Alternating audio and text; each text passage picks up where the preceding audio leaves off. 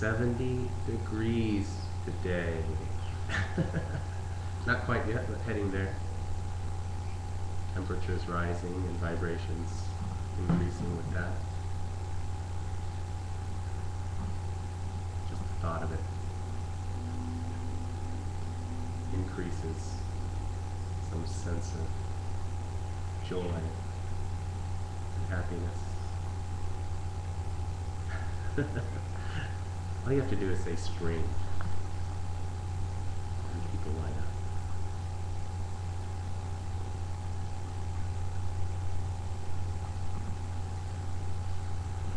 Of course, it's a little different here than I imagine. People in Florida are like, yeah, big deal. It's Hawaii. It's like this nice all the time. It's summer. Year round in certain parts.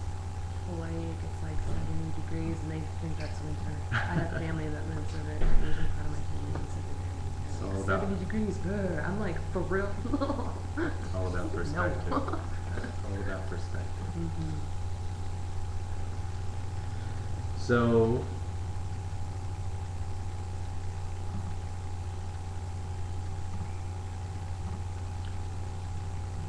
got an interesting aha. Something I've been thinking about during the process of the meditation that we do. And how, there's constantly this activity that's going around, people coming in again, especially if you get here early in the half hour. And today left the door open, so we were able to be opportuned and challenged with people talking in the alleyway and cars driving by,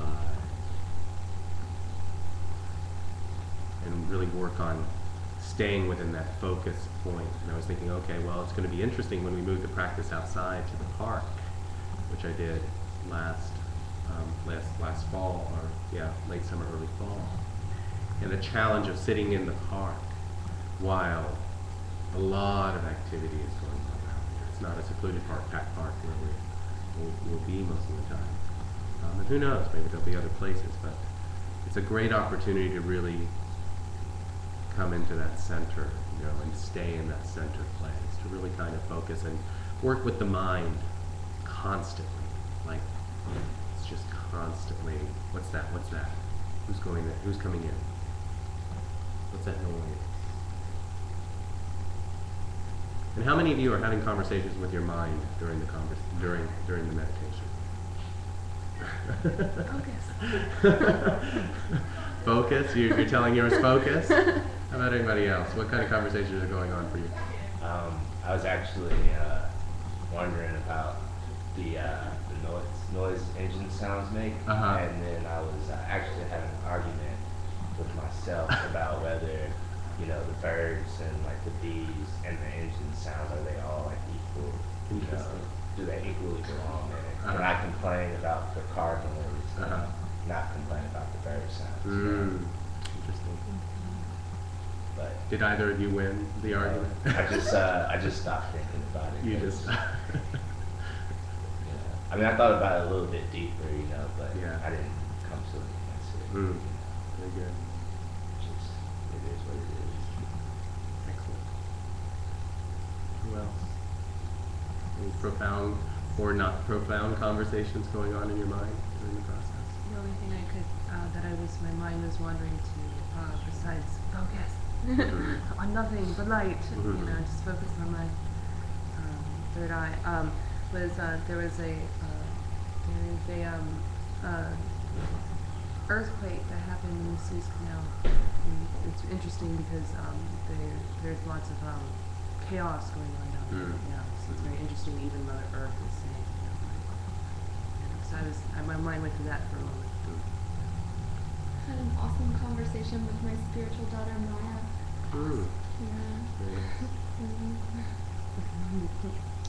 You're having conversations with higher selves and higher beings.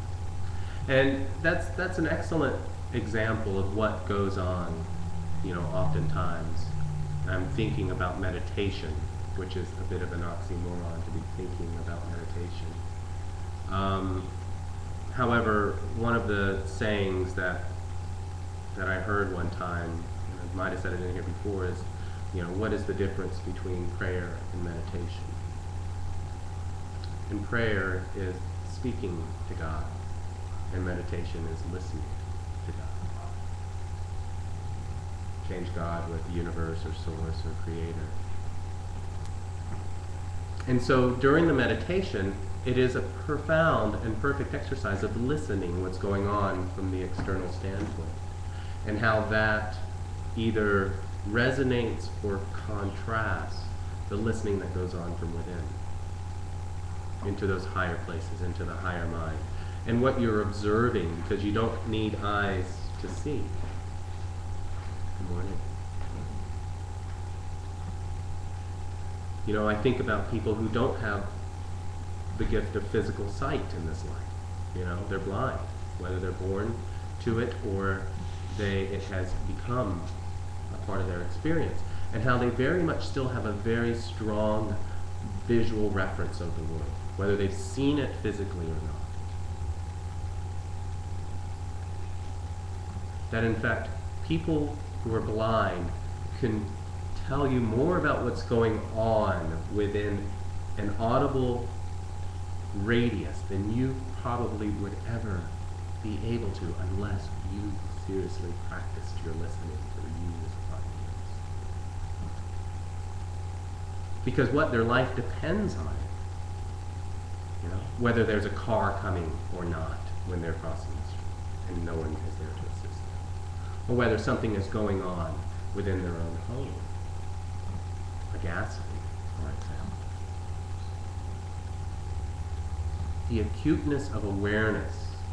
And then I think about the other side of having sight and not having ears. How you can listen with your visual aspect. That 90% of someone's language is body language. You can hear what someone is saying just by observing it. And someone who relies simply on sight, the ability to read lips, the ability to read motion. And then be able to work and operate in the world. And yet, so many of us have the ability of both. A physical, all of us in this room, I'm aware of. Don't want to make any assumptions. But in my interactions with you, you'll be able to hear this vibration that is coming out of my physical body, my throat, across these vocal cords into your ear vibrating. Sending signals up to the brain, translating. You could close your eyes and still hear me. Plug your ears and watch my movements. You would be able to even do QiGong simply by watching my movements and mimicking. And then we have this third ability to integrate and or shut off physical sight and audible hearing so that we can listen more intently to what's going on within the heart space, a higher mind space, or a combination of the two.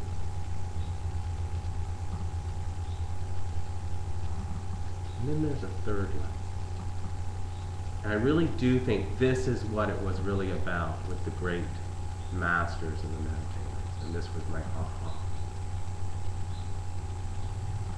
It's not really about shutting it all out.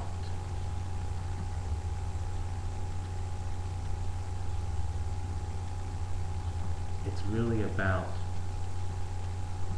paying attention to every single bit of it. But to not be overwhelmed by the energy of any of it. To be able to listen internally, externally, simultaneously.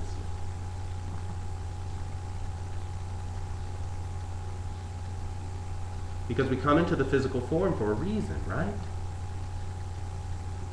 We come into a physical form to experience all of this external stuff.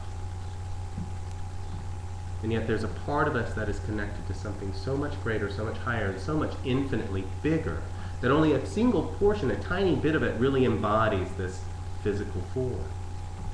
And it's my personal belief that a greater part of us still is connected to the everything that is.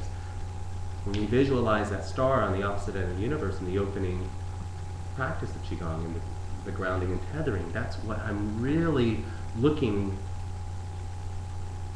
for you to connect with. To have that conversation on a higher level. But in order to get to that conversation, we have to have this conversation that's going on within this physical mind that's observing everything and sometimes kind of distracting us.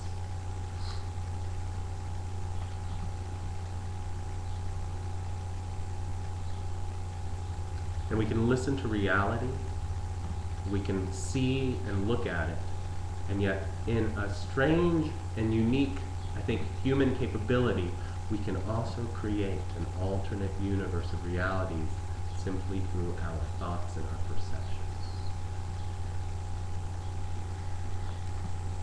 And eventually that gives form into something that becomes very real for us. So whether we're living our alternate realities based on fear, doubt, worry, or whether we're creating and living into our alternate realities until they become fruition in our hopes, our dreams, our trust, our desires for something greater.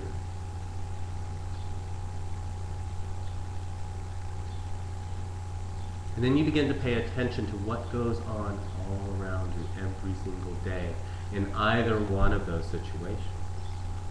If you're consciously on the path. Consciousness is about being aware. Consciousness is about being awake every single moment that you are awake. And when that extends and expands into your sleeping state, pretty freaking cool. When you wake up within a dream more than once, and you go, oh, now I'm aware I'm dreaming. Now what? Now I have even greater ability to pay attention to everything in the dream and not be such simply a subject of certain circumstances. It's a practice. And the phrase to still the mind isn't what I think many of us think it is. It's not to have no thought. Although that's a pretty keen experience, and if you haven't experienced it yet, it's certainly unique. But even then, there's an experience of observation. That's really what it's about. It's to be aware and to still your thoughts into a place that you are not your thoughts. You do not become what it is you are thinking. You simply are able to observe all that you are.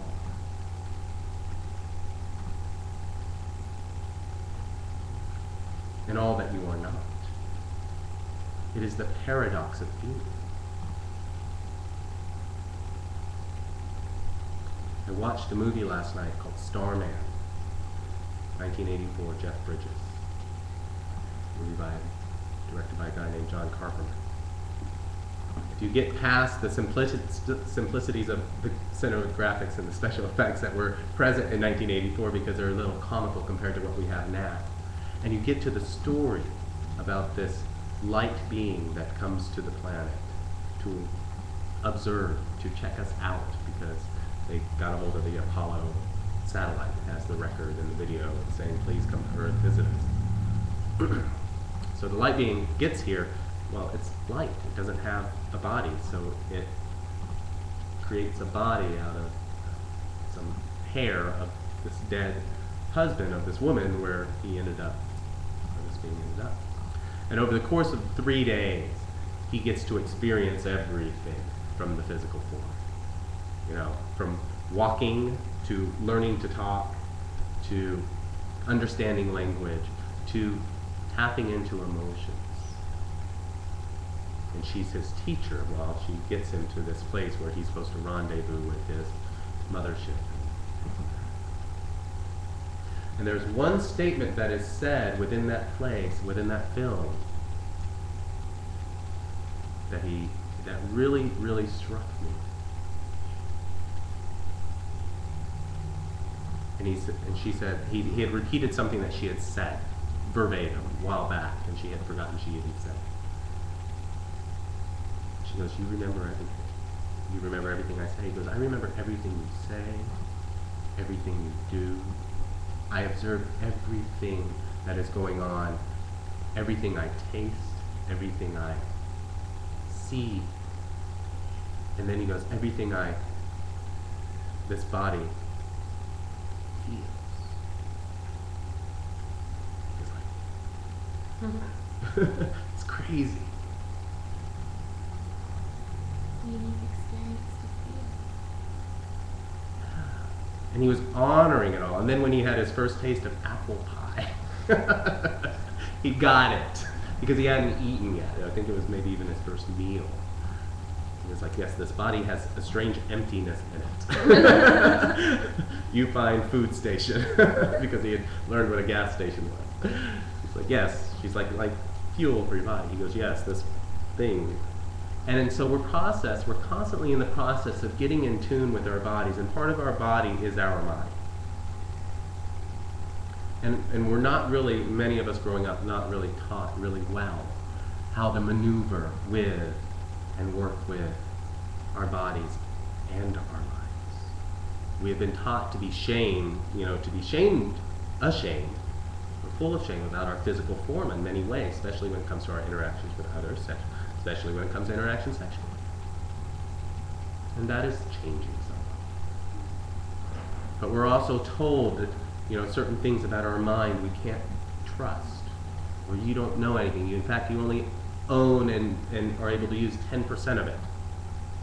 It's called bullshit. Good. Me too. Yeah. We're changing that paradigm simply by the ability to think about one of the strongest vibrations in terms of our practice in understanding qi, of understanding energy. Because what do we say in qigong? The mind leads the qi. Both the higher mind and the physical mind. And aligning that with this heart space, with an inner knowing, as well as our ability to be in these bodies and love on a physical level. And to tap into the energies that extend all around us, from the cars, the car engines, to the birds, to the people walking up and down the street.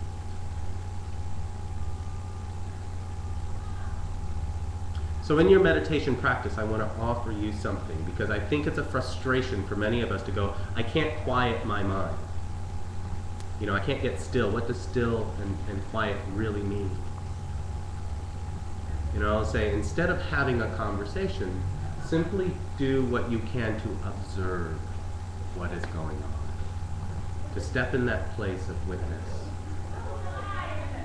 And to listen. To listen to everything. Something outside of you?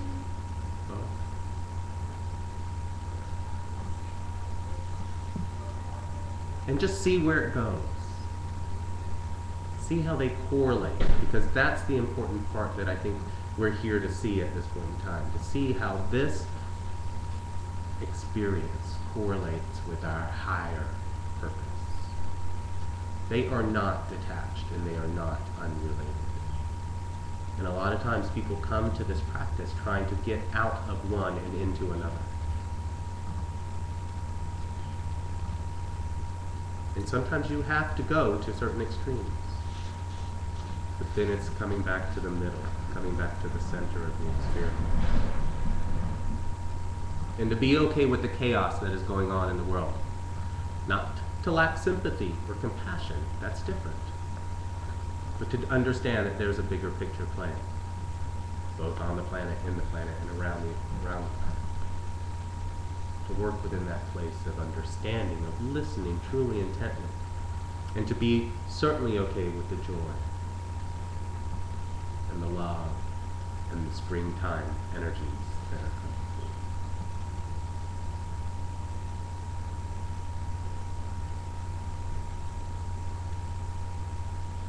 And then if you happen to just become silent in that process, yeah, and yippee. And listen closely then, especially. If there is much to be told in that place. And certainly a great deal to be seen.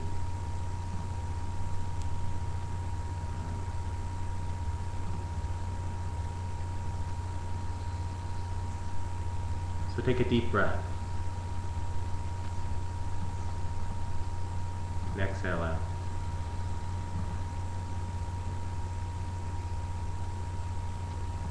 And allow your mind and your hearts and your eyes and your ears and your body to work in all of its beautiful capacities to the fullest extent possible for you today, always. As you gain awareness about all of the changes and the beautiful gifts that are coming into this place of being.